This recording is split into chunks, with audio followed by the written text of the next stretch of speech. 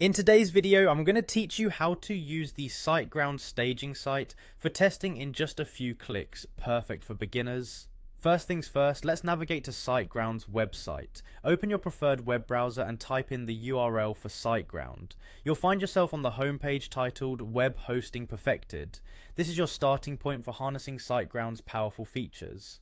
Next, let's proceed to log in.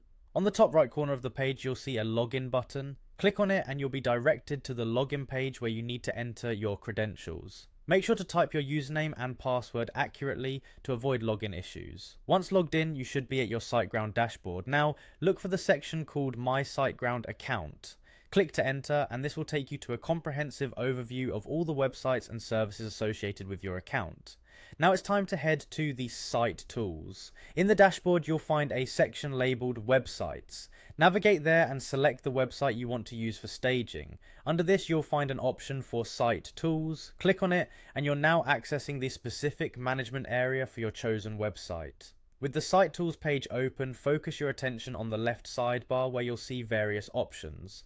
One key option to look for is WordPress. Go ahead and click on WordPress, and this will expand into a few more choices that relate specifically to managing your WordPress site. Finally, it's time to click on Staging. The staging feature is a crucial tool provided by Siteground, allowing you to work on a duplicate version of your site. This enables you to make changes, updates, or test new plugins without affecting your live site. Clicking on Staging will take you to a section where you can create and manage your staging environments. You've now successfully navigated through the Siteground interface to reach the staging section. From here you can create a staging copy of your website, work on it, and even push changes live when you're satisfied with your updates. Remember, the goal of using a staging site is to experiment freely and ensure everything works perfectly before it goes live. This method saves you from the potential stress of unexpected changes impacting your live website. And there you have it. A straightforward guide to setting up a staging site with Siteground.